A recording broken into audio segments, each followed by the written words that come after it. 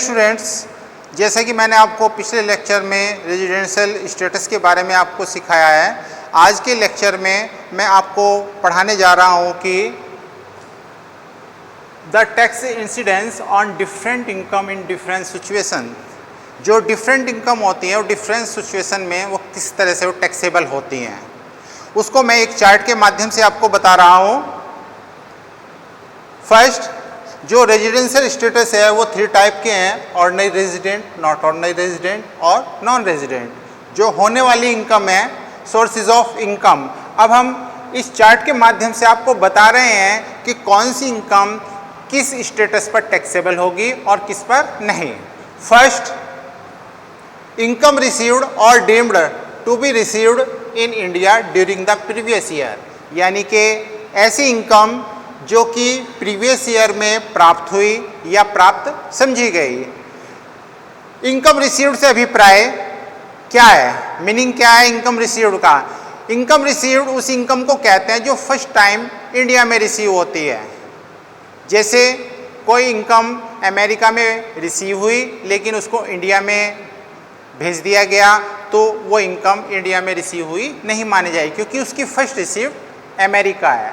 तो ऐसी इनकम जो कि इंडिया में रिसीव्ड हैं और deemed to be received in India, वो ordinary resident, not ordinary resident और नॉन रेजिडेंट के लिए तीनों कंडीशन में टैक्सेबल होगी। सेकंड, इनकम एक्रूड और अराइजन इन इंडिया और डीम्ड टू एक्यूर और arise in India during the previous year.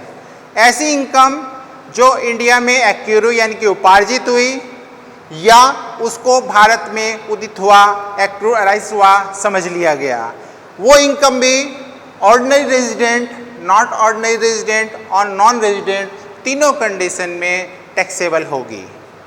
यहाँ पे एक्रूड का मतलब होता है ऐसी इनकम जिसको रिसीव करने के राइट्स हमने ले लिए हैं, उसको हम एक्रूड बोलते हैं। अराइज का मतलब होता है जब हम उसको अपने अकाउंट में शो करेंगे, प्रदर्शित करेंगे, तो वो कंडीशन अराइज कहलाएगी। थर्ड, इनकम एक्रूड और arisen outside India during the previous year from a business control wholly और पार्टली फ्रॉम इंडिया।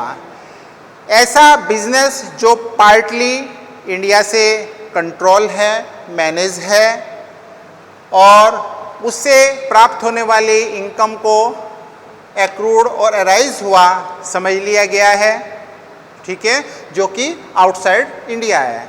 उस कंडीशन में ये केवल ऑर्डिनरी रेजिडेंट और नॉट ऑर्डिनरी रेजिडेंट के लिए इनकम मानी जाएगी और नॉन रेजिडेंट के लिए ये टैक्सेबल इनकम नहीं होगी।